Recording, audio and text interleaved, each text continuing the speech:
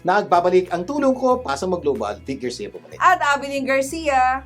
Okay, tutuloy na po natin ang pagsagot sa tanong na ano-ano ang dapat gawin tungo sa tamang pagpapalaki ng ating mga anak. Sa ating episode na, Anak, sa anak ko, nagkamali. review tayo. Number 1, there are no perfect children. Number 2, there are no perfect parents. Number 3, the goal is not perfection but progression. Number 4, progression means not just knowing but doing. Number 5, progression means continuous learning. Patuloy dapat tayo nag-aral. Ito, number 6 na tayo. Progression means doing until it's done. Hindi dahil nagawa mo ang dapat mong gawin, tapos na. You don't stop until it's done. So, napaka-importante po ito. You don't stop until it's done. Tama po yung sinabi niya mga abilidad, natutunan ka, ginawa mo. Sir, ginawa ko, wala naman nangyari eh. Ilang mong araw mo ginawa? Isa, dalawa? Hindi po. Gagawin mo yan. Sir, 3 araw? Hindi. 3 linggo? Hindi. 3 taon? Hindi. Sir, hanggang kailan? Hanggang ma-achieve mo yung gusto mong ma-achieve. Gawa lang ng gawa. Pakita lang pagmamahal, magpatawad, humingi ng tawad, smile, good morning. Lahat po nung tinuturo ng mga parenting books at counselor, do it. Just keep on doing it until you see the result that you wanted. May mga pagkakataon na parang nakakasawa na, di ba? Nakakapagod maging magulang. Totoo yan. Yung bang parang hindi na nauubos yung problema ng ating mga anak. Katatapos pala ng isa, meron na naman, di Totoo ba? po yan. Yan po isang bagay Oo. nakakasakit ng puso, nakakasakit ng ulo, nakakainis, at gusto nating subuko. Pero di ba sabi namin sa inyo, there are no perfect children.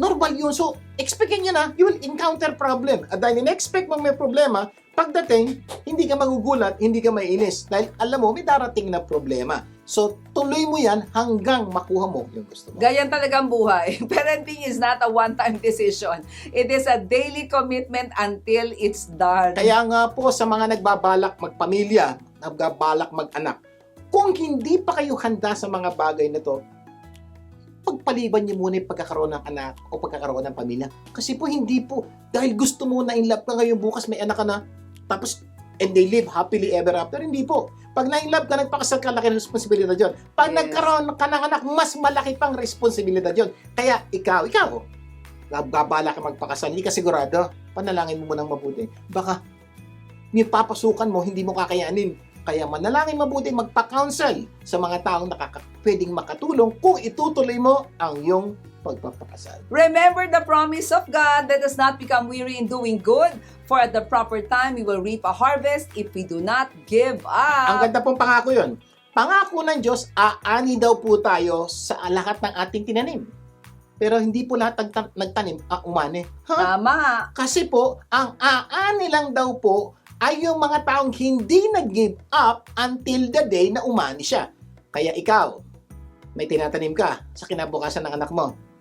Tuloy lang, araw-araw, until it's done. Huwag kang titigil kasi pag tumigil ka, baka yung ani mo hindi na magkatotoo. Ibig sabihin, yung bunga, naging bubuit na. Kasi nga po, hindi mo inalagaan eh. So dapat po, alagaan tunay ang pagpapalaki ng iyong mga anak. Kaya parents, do not give up on your children. They need you. Yun po yung napaka-importante. Kumisa, nakakainis na talaga anak natin, pero don't give up on them. You know why? If you will give up on them, malamang ibang tao po will give up on them. Yes. May posibilidad na other people will give up on them. Wala tayong magawa, but you should not give up on your children. Bakit? Binigay ng Diyos ang anak mo, responsibilidad mo para palakihin sila ng mga Diyos. Ganda. Number seven. Number 7. There are no perfect child or children or perfect parents, only perfect God. The good news is, merong perfectong Diyos. Yung po, napakagandang good news ba? Walang perfectong magulang, walang perfectong anak. But the good news po, we have a Father in heaven who is perfect. So, pag meron tayong pangangailangan, hingi tayo ng tulong sa Kanya. Pag meron tayong problema, hingi tayo ng tulong sa Kanya. Bakit? Siya po magulang na hindi nagkakamali. So, Totoo. dahil hindi nagkakamali, sa Kanya tayo humingi ng tulong. Tanong po, kailan kayo humingi ng tulong sa Diyos? Nandalangin, Lord, ano gagawin ko sa mga anak ko? Please, if you have not done it, do it. If you're doing it, continue it. Yes, punta lang tayo sa kanya, tutulungan niya tayo anuman ang ating pinagdadaanan. Anuman ang problema mo sa anak mo, bakit hindi ka humingi ng tulong sa Diyos na handang tumulong sa lahat ng oras, 24/7 at sa lahat ng ating pangangailangan. Lalong-lalo na kung feeling mo yung anak mo parang imposible na. Oo. Good news. God is the God impossible. Yung imposible sa atin, posible sa Diyos. Kaya nga po, hiling ko po, Kung nandiyan na sitwasyong imposible na sitwasyon mo sa anak mo, lalong dapat humingi ka ng tulong sa Diyos. Dahil sa Diyos, may milagro. Kung kailangan ng milagro ng anak mo, kailangan manalangin ka sa Diyos ng lahat ng iba. Gaano man kalaki ang iyong problema o parang wala ng solusyon ng iyong problema, pwede mo yang ihingi ng tulong sa Diyos. Dahil ang ating Diyos ay Diyos ng himala. Remember, what is impossible to man is possible with God. Ganda mo, no? Yung imposible sa tao, posible sa Diyos. Kaya kung tingin mo imposible na anak mo, posible pa yan sa Diyos. Yes. Ito, paalala ko lang, galing sa to sa salita ng Diyos. Train up a child in the way he should go. And when he is old, he will not depart from it. Diyos po, ang sabi ng Wow. salita po ng Diyos yan, pag tinuruan daw po natin anak natin sa tamang landas, darating ang pagkakataon, magkakaedad po sila. Sabi po ng Diyos, hindi daw po sila maliligaw. Bakit? Alam nila po yung daan na dapat nilang daan. Kahit naligaw, babalik, Babalik. di ba? Isang napaka-importanting bagay na natutunan namin no, sa pagpalaki ng aming mga anak is that life will bring our children to unexpected places.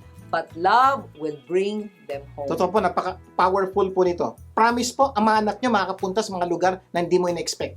Hindi mo inaasahan, magugulat ka, makakagawa ng mali na hindi mo inaasahan. Yes. Pero ang napaka-importanting gagawin nyo lang po, padaman nyo po yung pagmamahal.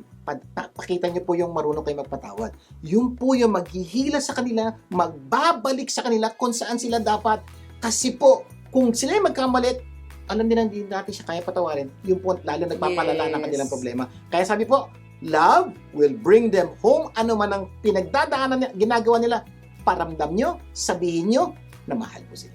Kaya patuloy natin silang mahalin kahit kung minsan ang hirap na nilang mahalin sa dami na nilang pagkakamali. Dahil ang ating pagmamahal ang magbabalik sa kanila sa tamang landas. Kung may mga pagkakataon na ubusan na kayo ng pagmamahal, kung minsan totoo po yan, lumapit kayo sa Diyos ng pagmamahal o Diyos ng pag-ibig na hindi nauubusan ng pagmamahal.